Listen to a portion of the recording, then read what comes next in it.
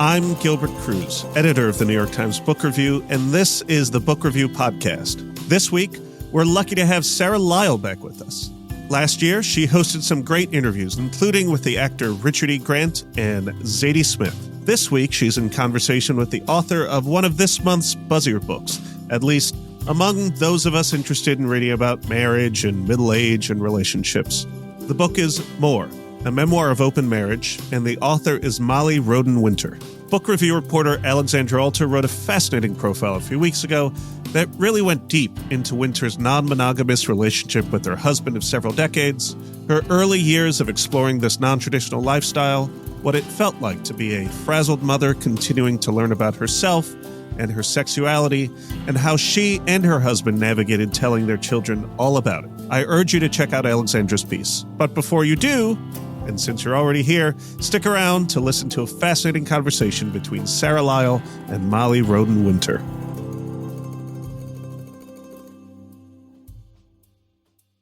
I'm delighted to be speaking to Molly Roden-Winter, the author of More, a memoir of open marriage. Molly lives in Park Slope with her husband and her two sons. This is her first book. Molly, hi. Welcome to the podcast. Thanks so much for having me. It's lovely to be here. So we have a lot to talk about your very juicy and frank and provocative book. So let's just start. The title is pretty self-explanatory, but if you could just explain to us what the book is and what it's about.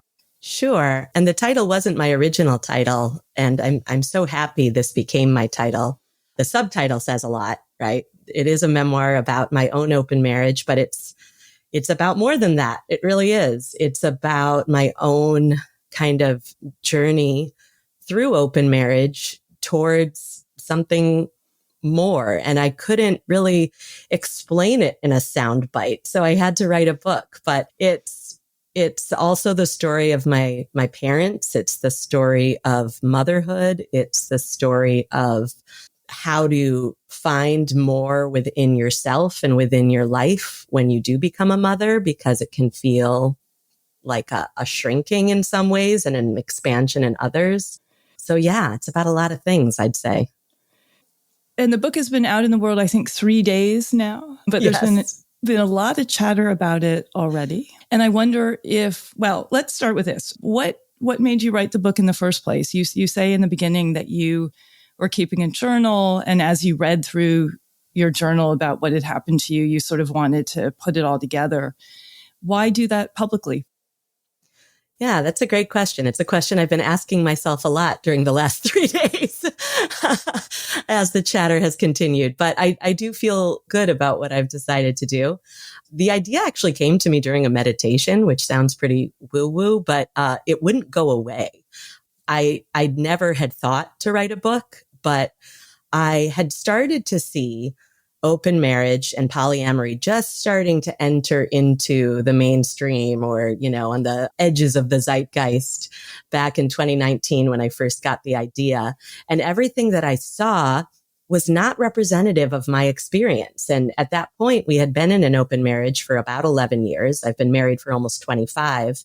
We opened up our marriage around 2008, and the book tells the story of the first 10 years.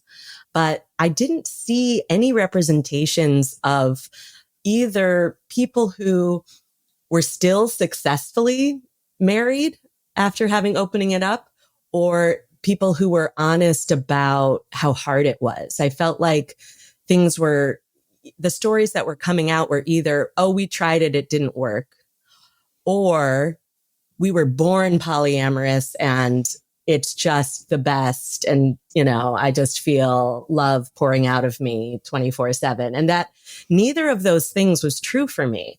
I had felt like I had learned something really profound through this journey of opening my marriage. And I wanted to share it. And I wanted to include the experience of what it's like as a straight woman who has children, because I think non-monogamy is different in a gay couple or in the queer community. I think non-monogamy is a lot more spoken about and accepted within that community. And I think a large part of that has to do with the gender roles that we have set up in our heterosexual relationships and that get really cemented in marriage, and how that can affect how a woman evolves or doesn't evolve during the course of her life. So let's go back to when you and your husband, Stuart, who I just met a little bit through Zoom a second ago because he came in and helped you with your headphones. He is a musician, so I'm taking over his studio. Very nice of him to let me have it. One of the really extraordinary things about this book is how candid you are, not just about what happened, but about how you felt at each stage, even the irrational things. You're just being super honest. You're not coding over anything at all here. Starting from really the very beginning, when this first started to happen in your marriage, tell us a little bit about that and about your experience with Matt, who became your first boyfriend. The story begins in a couple of different places. It was very hard to tell this as a linear story, partly because I was also telling my mother's story. So there is a little bit of time jumping around. And I did meet the first person that I felt real desire for in 2008 when I had already been married for 9 years. The thing is, my husband had told me before we got engaged that we were having one of those conversations, and I hope people always have this kind of conversation before they get married, but I don't know if they do. We were having the conversation about all the big things. What would be the deal breakers? Things like making sure we both wanted children. We did. We talked about religion. He was Jewish, and I explore in the book some of my own kind of checkered past with the religious upbringing I had. And I was really psyched to convert to Judaism. So I wanted him to know that. I was like, I'm good. Yeah, I'll convert. So we were having conversations like that. And along those lines, he said, just so you know, if you ever wanted to sleep with somebody else, that wouldn't be a deal breaker for me, but lying about it would be. So if you ever want to sleep with someone outside the marriage, just tell me. But it was even more than that, wasn't it? He said he thought it would be hot, I think, even back then. That's true, too.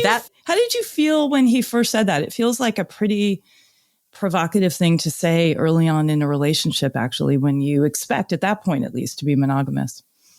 There's a word for it in polyamory called compersion, which is when it's the opposite of jealousy. Some people define it as this kind of like sexual arousal that comes from imagining your partner or seeing your partner with someone else.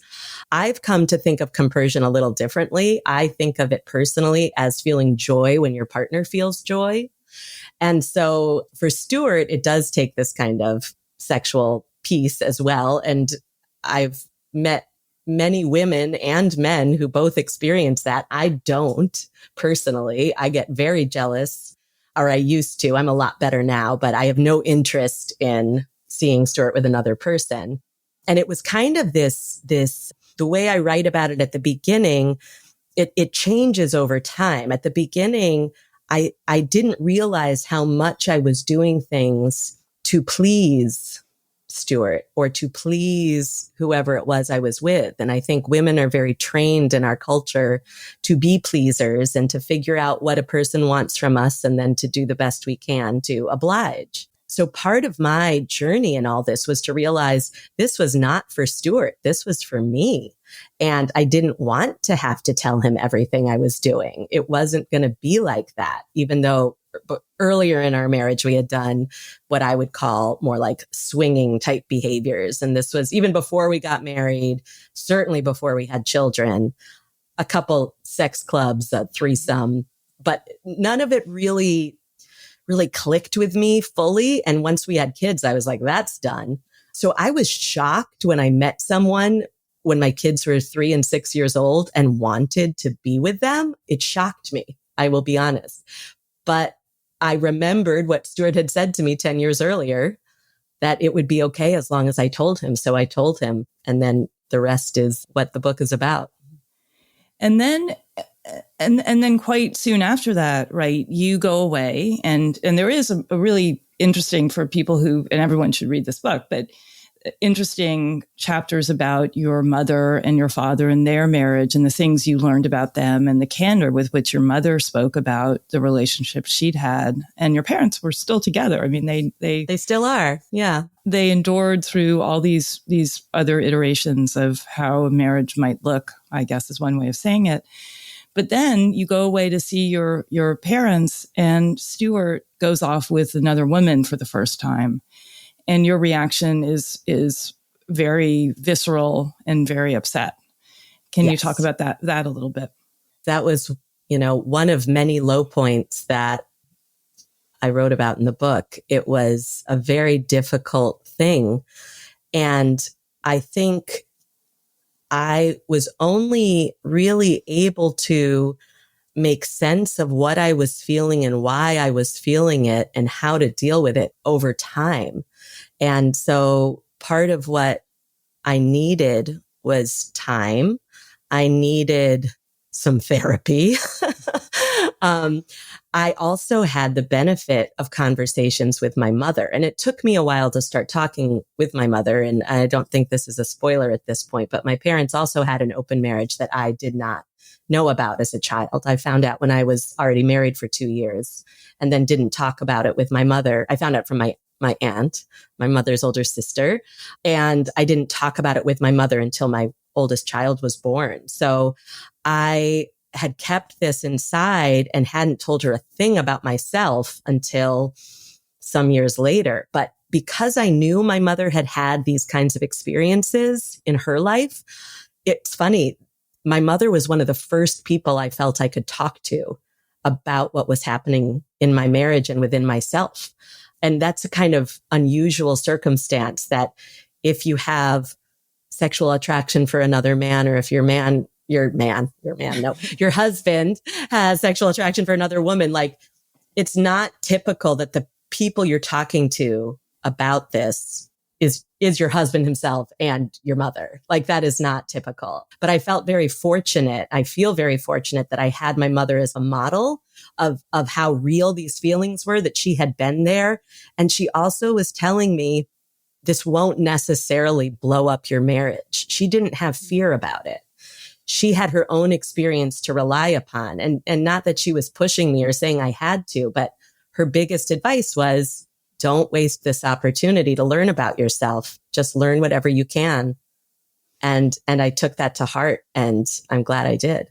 We spoke a little bit about the beginning. You had said when you wrote the book, so polyamory was in the air a little bit. People were talking about it, but you hadn't seen it modeled necessarily for sort of mother of two living in Brooklyn. And suddenly, and I think your book has been has touched off a bit of this. There's a real moment now, even more. New York Magazine has a cover story this week, a practical guide for polyamory. The New Yorker had a piece in December.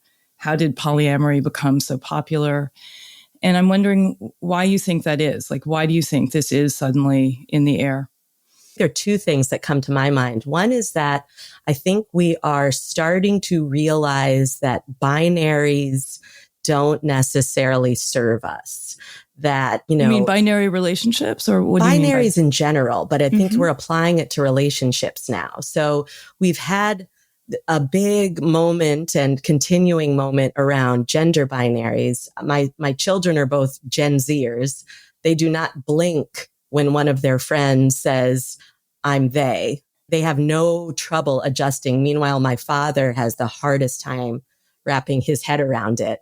And so I think this idea that we are one thing or the other, as applies to gender or as applies to relationship models, I think it's becoming a little antiquated. And I think there's a reason why being polyamorous is much more popular and accepted among people younger than myself, for sure. Certainly younger than my parents. But I feel that we're just questioning this either or mentality, even though we've been leaning into it for quite some time. Obviously, when you look at the comment sections on any of those publications you just spoke of, people get very visceral in their this is moral or that is immoral or whatever it is. But I think the truth is much muddier in between, and we're all just trying to find our way. And then the other thing I think about is COVID. I think COVID just we all got really sick of our partners. Maybe, but I also think conventions got questioned too. We've been marching along, especially in New York, thinking, well, I have to go to work 5 days a week. I can't just work from home if I want to. And then all of a sudden we could, or my child has to go to college, and then college was on Zoom, and my oldest didn't go because he graduated high school in 2020. He's doing something else. I think some of these things that we had accepted as hard and fast conventions and therefore truth is loosening up our thoughts a little bit, though those are two of my theories, but I don't know if somebody else has a theory. I'd love to hear it. Again, one of the interesting things about your book is how you really go into how this works. So the theory of it, of course, sounds great. We all like the idea that we could essentially have a romantic relationship with someone other than our main partner without a lot of repercussions and continue to be married or continue to live with someone or whatever. But when you see it really, how it really works, it's a whole other thing. And so I want to sort of dig down with you a little bit on some of this, actually. And the first thing is I do want to talk about your kids. You say right up front in the book that you talk about very sweetly when one of your sons found out, he saw your husband's ad on a dating OkCupid profile. Yeah. And then it became clear that he at first thought your husband was cheating on you. And then you had to say, well, we both know about this and it's fine. It's one thing to have kids who know about your sexuality and what you do. It's another thing to have parents who write about it. And I wonder how that has affected your family, having not just them, but having it be so open. Well, it's another reason why I wrote the book, because my kids are grown now. I mean, they're not fully grown out of the house, but one's 21 and the other's 19.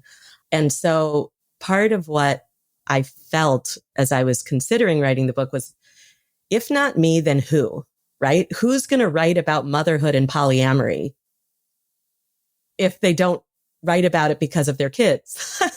So it's kind of a catch-22. And here I am in this amazing position of privilege. I understand that I am in a very privileged position. First of all, I am not worried about losing a job. I'm not worried about being ostracized by my family. I mean, for goodness sake, my parents were also open.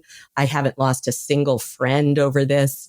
I have very strong relationships with my children. So if I can't talk about it, who the heck can? So that was part of my decision. And my kids have been great and very supportive. And I want to keep them out of it as much as possible. But if I may go on just a little bit more about it, I feel like there are two things. One is that I think it's really important that children see their mothers as full human beings. I'm thinking a lot lately about how we compliment mothers by saying that they're so selfless.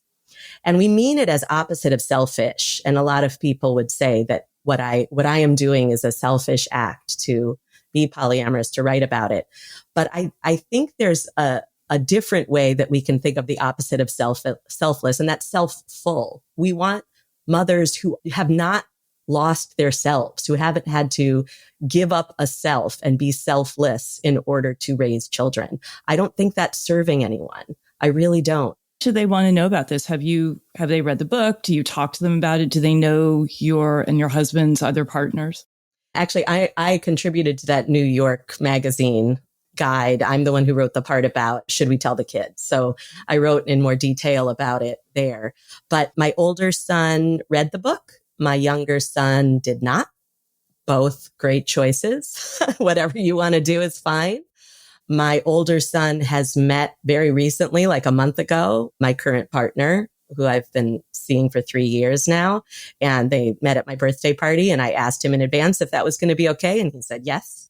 But I haven't, when you read the book, I wasn't making great choices for quite a few years. And so the last thing I wanted to do was to drag my kids into the middle of it. Our home has always been like the sacred space in that way. And because I think of my own experience as a child, even though I didn't know my parents had an open marriage, I did feel a little bit pulled into some of what my mother was discovering about herself. And I feel very strongly that kids need to have their own journeys. And I also feel strongly that even as a mother, I am entitled to my journey. We each have our one precious life.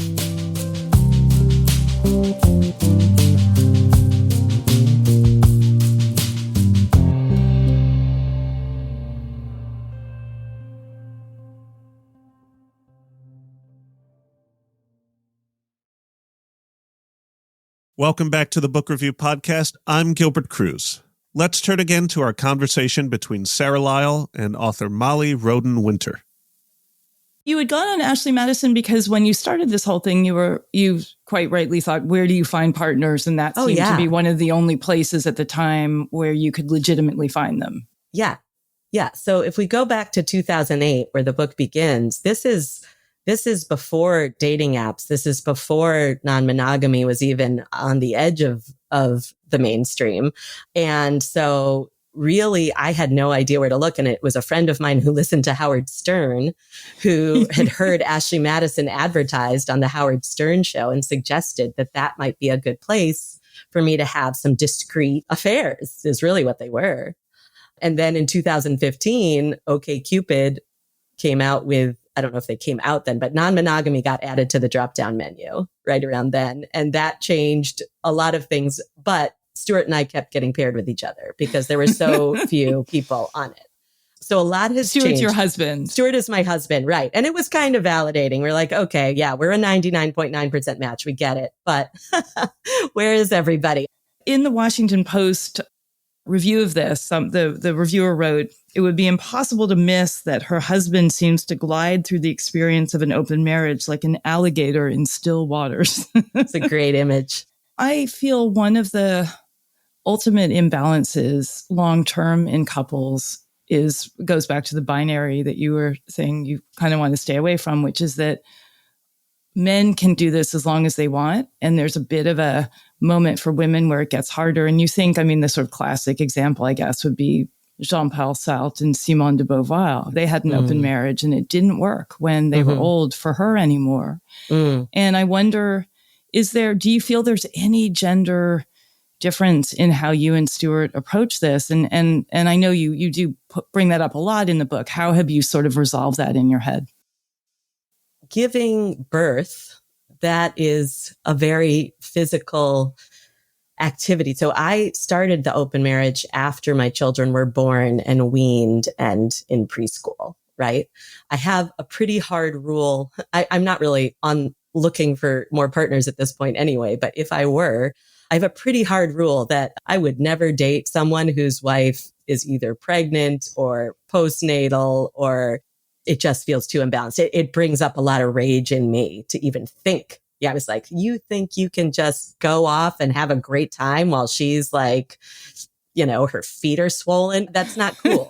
And I feel like I've educated a few men who are in open marriages who were like, oh yeah, no, she's fine with it. I was like, she's not fine. I doubt it. It. Let's put it that way. And I'm like, I would say, ask again or spend a little more time digging into that, because that's unlikely in my experience. So there are certain things around that. Now that our children are adults, it's much easier. There's no question about childcare, but there is something that you read about it in the book. We worked through some things in couples therapy, and not completely, but we had some very gendered dynamics in our marriage that both of us witnessed in our families growing up. We're both in our 50s.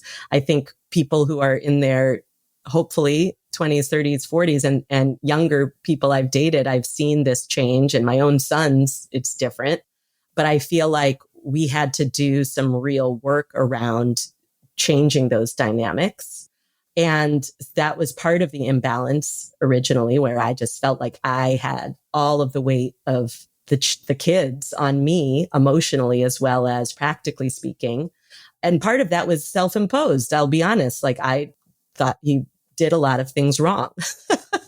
So, I would have insisted that I do 75% of things. And part of it was me letting go of some of those areas of control and recognizing that there's not just one way to do anything.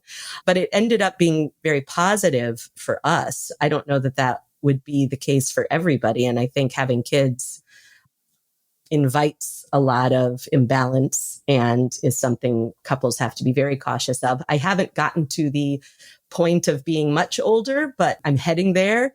And I do have my parents again as models. They're both in their 80s, and they have both let me know the sexual part is done, but they enjoy really lovely friendships with people that they were once physically intimate with. And both of them really value those relationships because they both feel it adds just this richness to their lives. Do you feel that the other relationships you and Stuart have actually enabled you to stay married? I ask you a little bit when I look at friends of mine who, for example, had affairs with married men, and this is a different issue, obviously, completely different, but they often want the guy to leave their wife. Mm-hmm. And it's pretty clear from looking at the relationship from the outside that it's in fact perfect. What the guy needs is both of them in his life, but he doesn't want to break up with either one because then the triangle would fall apart. And I wonder if there's any element of that with you guys, that you actually need these other relationships to enable you to you don't need everything from each other anymore so that it feels like a whole to you. Yeah. I mean, I won't try to speak to the experience of somebody who wants someone to leave their wife because that's not my experience. But I will say the ways in which it has benefited us, there are several. In one respect, in the biggest respect, I think the most important aspect of this is that we still choose each other. We both have other options. And we are really still in love with each other. We're still attracted to one another. We find each other interesting, and we have a great time together, and we love our family and we love our life. So now I don't have any of that anxiety that I had in the first 10 years because now we're so far along and we've chosen each other time and time and time again that there's none of that anymore. So that's one lovely benefit. Right. Another one is silly things, but like my partner owns venues in like the hip area of Bushwick, and I get to go like be something very different than a Park Slope mom. He's very age appropriate though. I'll just let you know. But like, you mean like music venues or? Yeah. Or like bars, clubs, you know what I mean? Yeah. He has like a couple. And so I think that's super fun to go. I love to go dancing. I love to do all these things. Right. And Stuart, no, but one of Stuart's partners, his main partner, loves to go to Costco. I hate Costco. And so often their dates end with a shopping trip. And that is amazing because he comes home with all the stuff that I don't want to go buy. So it's like, those are just silly kind of examples. And then there's also some sexual stuff, I think. I write about this in the book sometimes, but I think sometimes in a marriage, I know this has happened for some of my friends who have gotten divorced, that there was a sexual imbalance in terms of libido or in terms of what kind of intimacy or sex each person wanted. And I write about this pretty graphically in the book as well. But there were things that Stuart wanted that I didn't want. And I felt a little guilt about not giving it. And so we were compromising in the middle. And once we opened up the marriage, we can get other needs met elsewhere. And now I'll be frank, our sex life is better than it's ever been, in part because we are much more willing, I think, also to like, okay, this time, this one's for you, honey. You know what I mean? And then sometimes it's for me. And it's always for both of us and for connection, but the stakes aren't so high. It's not about like, I'm not able to express this part of myself any other way, right? And when you've got only one intimate partner, I think that can happen. I don't think it has to happen. And I always want to be really clear. All of the benefits that I have just described do not have to only happen through non-monogamy, right? I could still have friends who like to go dancing and I go dancing with them. Stuart could still have a female pal that likes to go to Costco with him. right? And I think part of what my book I'm hoping will do is that people, even in monogamous relationships, will start looking at like, oh, well, I don't want to do that, but like, how can we build a little more of this into our relationship, right? That sounds nice to me. And I'm hoping the conversations that this book sparks will go along those lines as much as, if not more than, the sexual stuff. Because the sexual stuff is part of it for sure, but it's not the whole thing at all. I imagine some people in your demographic would say, how do you have all the time to do this? It's hard enough to deal with one annoying man in your house when you have to deal with so many other ones and deal with their Costco loving girlfriend. That's just a lot of time. And then you're having sex with each other. How do you even organize your time? I mean, it's true. I was very tired. I was very, very tired. But like the thing is, I was already so tired. My youngest never napped from 2 months on, never slept, like worst sleeper ever. So I don't think I even knew what it was like to be rested until about 5 years ago. And I was teaching and I was like waking up at 5:45 every day. And it was just so depressing. And one of the things that both Stuart and I have discovered actually, because in the beginning of the book, Stuart is working all the time and he loves his job. And now he works from home. I'm sitting in his studio right now. But one of the things I got so angry about was that he had been working and working and working and working. And then we open up the marriage and I was like, oh, and now you have time to go out to dinner? Like, excuse me? But one of the things we've discovered is that we make time for what we value and what feeds us and nourishes us. So yes, was the laundry compromised? Yes. My sleep was compromised too, but my sleep was already compromised because any woman with kids knows it's an infinite job and you can fill every second of every day. I stopped making zucchini muffins. I'll be honest. I started buying them from, grocery shopping was taken care of once my husband discovered the joy of Costco. But like there were a lot of things that I had to create time for.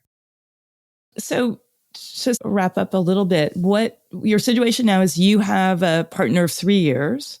Stuart has several partners, or is he still dating the lady from New Zealand he was seeing in the book? It's a little bit like a soap opera. I'm trying not to talk about Stuart's experience on these, but yes, he is in a good place with his partners. How about that? Okay. I won't. Do you all four of you spend time together? No. I have met his primary partner, I'm the primary partner. These terms get crazy, but like his main girlfriend, yes, I have met her. My main boyfriend, yes, he has met him, but we don't hang out. That's not our style. And in order for you guys to make this work as a real, as a long-term prospect, do you abide by many of these rules that we hear about? Like, do you sit down and say you're allowed to do this, not allowed to do that, this time, that time? How do you negotiate that? Yeah, well, that's a big part of the book. I mean, it's like one of the main, when we first really decided to open up, I had a long list of rules. And the cardinal rule was no falling in love.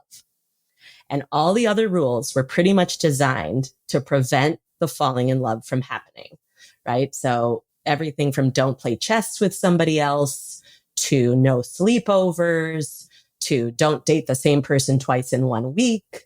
I had a whole bunch of them and I was pretty much the rule maker. And I remember you at one point feel really guilty that you went to the movies with your boyfriend because you're like, it's what we do together. You felt even worse about that almost than about the night in the motel room. Exactly. So I tended to break the rules first and then tell Stu and then get angry when he wanted to break the same rule. And we would have to talk about that. But ultimately we have 2 rules now. One is be honest, but it doesn't have to like be honest. You have to tell me if you're about to do something. It's just like, we have no reason to lie to each other anymore. It would be silly. I can't even think of what we would lie about because everything has happened, right? But we be honest with each other. And then the biggest rule I came to that is really another rule, primarily for him, but I need to obey it or heed it sometimes too, is when you tell me something or when you do something, if I have feelings about that thing, hard, painful, difficult feelings, you have to help me manage those feelings. You don't get to walk away and say, and this is one of the things you were kind of alluding to this earlier, Stuart would say, don't make me feel guilty for something you gave me permission for, right? But what we've come to is, okay, I'm not trying to make you feel guilty. I'm saying because you said that the person you went out with was really funny, I am feeling very insecure because I like to be the funniest person that you're with. And so I need you to now make me feel better. And this might take 45 minutes. So just letting you know. And like, that's the price of admission. But now I'm very upfront with, I try not to anyway. I try not to feel ashamed of my own feelings. I try to not hide them or push them down, but I try to bring them to Stuart so that he can help me deal with them. And how would he help you in the 45 minutes feel better about that? Sometimes I cry. Sometimes he has to just like hold me. Sometimes he has to say really nice things about me. It varies. Sometimes he needs me to go off about something that's actually the real problem of what I'm upset about. And what it usually means is I'm feeling insecure and I'm feeling unconnected from you. And so anger is usually just a mask for fear. And so I need to get that. The no falling in love, have you guys been able to adhere to that? No, nor would I want to.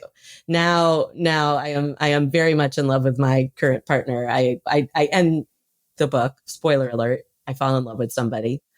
And by the way, Scott and I are still friends, where he read the whole book and wrote me and said he laughed and cried. And does he have a nice new person? I sort of worried about him a little bit. Actually. I know. I worry a little bit about him too, yeah. But I won't get into that. But we're still in each other's lives.